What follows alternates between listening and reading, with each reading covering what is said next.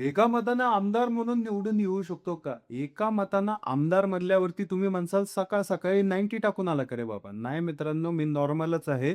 परंतु ही घटना घडलेली आहे कालच्या इलेक्शनच्या रिझल्टमध्ये.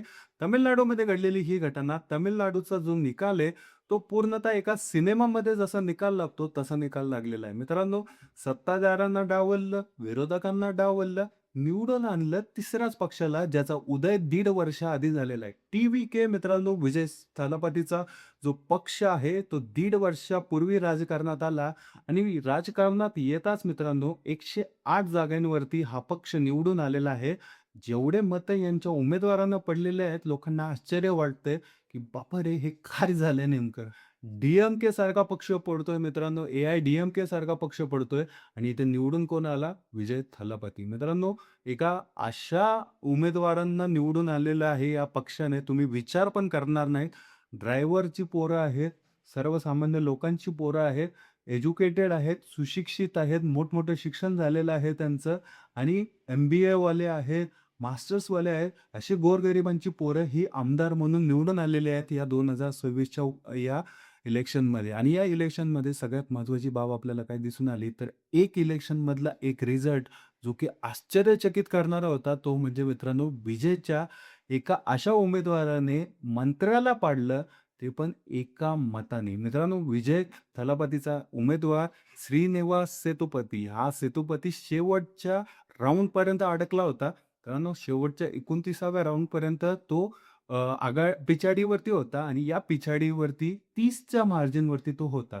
मंत्री महोदय जे होते डी-एम-केचे, या डी-एम-केच्या मंत्री महोदयांना त्याच वेळेस घाम फुटला होता आणि 29व्या ज्या राउंडपर्यंत मित्रांनो, हे सगळं व्यवस्थित चालू होतं. मंत्र्यांना वाटत पण होतं, की आता काय शेवटचा राउंड राहिलेला आहे, मी निवडून येईन.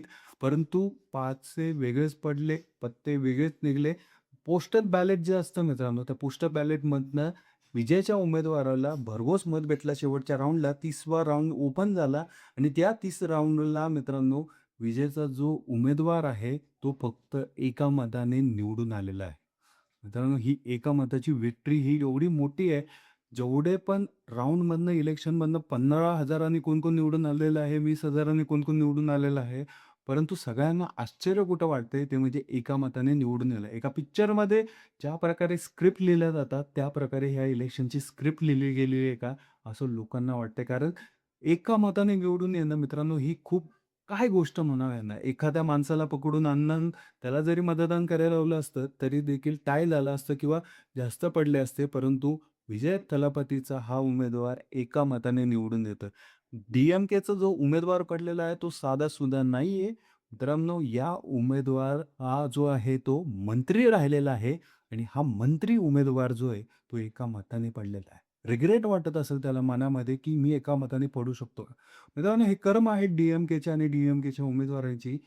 त्यांनी अक्षरशः विकास तर थोडासा केला तिथं, परंतु सीन काय झाला तिथं, जे एम-के स्टॅलिन आहेत, मुख्यमंत्री आहेत, त्यांना पुत्रमोह खूप आडवा चालला होता. पोराला पुढे आणायचं होतं, पोराला मुख्यमंत्री करायचं होतं. 73 वर्षाचे ते झाले होते.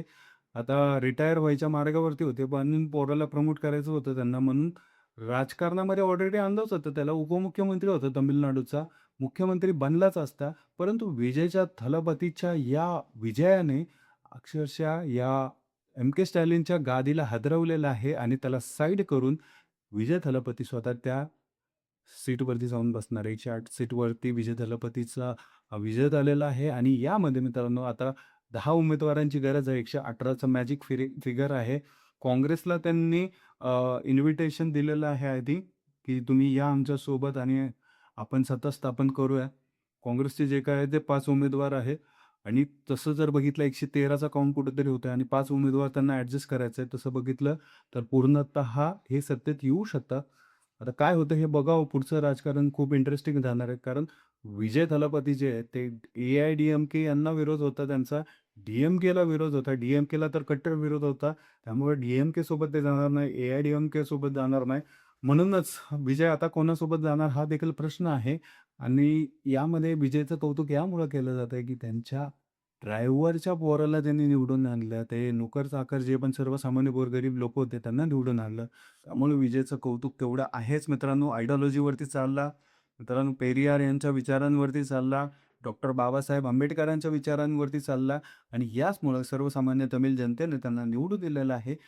बघू आता विजय कोणासोबत सत्ता स्थापन करतो. नक्की तुम्हाला या विजयच्या विजयावरती काय वाटतं आणि विजयच्या या सेतुपतीचं काय वाटतं? विजय सेतुपती मित्रांनो हे म्हणायला काही हरकत नाही. हा पण एक स्टारच आहे तुम्हाला माहिती आहे. परंतु हा विजय सेतुपती जो एका मताने निवडून आलेला आहे तो सेतुपती त्याच्याबद्दल तुम्हाला काय वाटलं? नक्की कमेंट करून सांगा. भेटूया पुढच्या व्हिडिओमध्ये. जय हिंद, जय महाराष्ट्र.